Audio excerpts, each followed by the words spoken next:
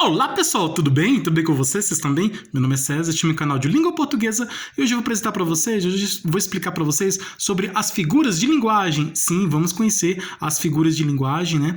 Que é a relação, a transição, né, da gramática para a literatura, né? Ela faz a ponte entre a gramática e a literatura, que são as figuras de linguagem são palavras, expressões que fogem das regras gramaticais, né? Toda palavra, frase, oração que foge das regras gramaticais com o objetivo de trazer maior expressão, maior expressividade, é uma figura de linguagem, tá?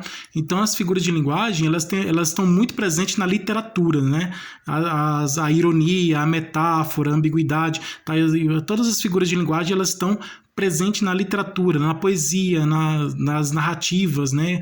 Histórias narrativas, né? Os textos narrativos, né? Que é aqueles textos narrativos, aqueles textos que contam história, né? Nas histórias, né? Da literatura.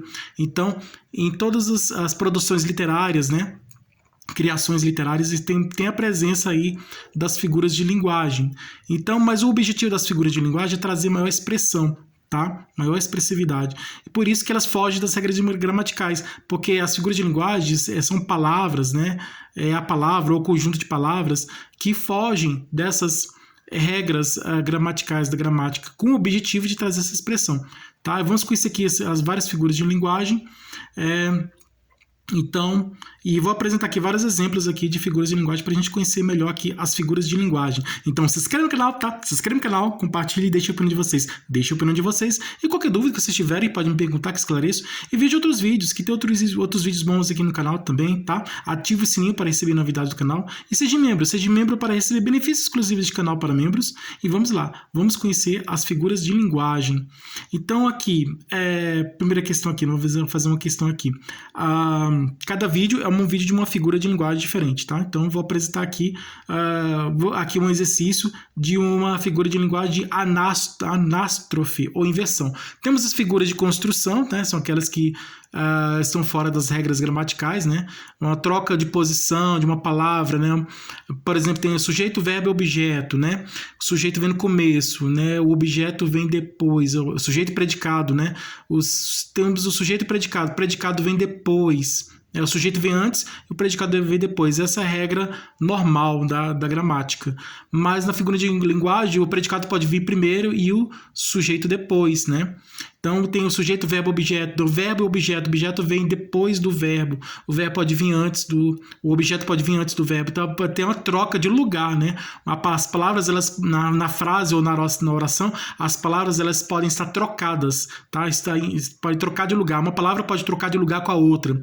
Então, essa é uma figura de construção, que tem a mudança da posição das palavras na frase ou na oração, tá? Uma palavra que está no começo, ela pode vir no final, a que está no final pode vir no começo, pode ter essa troca, né? Troca de posição das palavras. Então, das frases, das orações, tá? Figura de construção. Figura de palavras é o significado das palavras, né? Referente à palavra. E as figuras de pensamento é o conjunto de palavras, né? Uma frase, uma oração, tá? Então, figura de palavra que tem vários significados. Por exemplo, metáfora. Uma palavra pode ter vários significados, né? Uma ambiguidade, uma metáfora, né? As figuras de palavras. As figuras de construção são o conjunto, né? Conjunto de várias palavras, né, que tem figura de pensamento, na verdade, né? A figura de pensamento é a mesma coisa de figura de palavras, né? Só que a palavra, ela tem um significado, né? A palavra que tem um significado, ela pode aparecer dependendo do contexto ou da situação. Essa palavra pode estar num significado diferente, tá?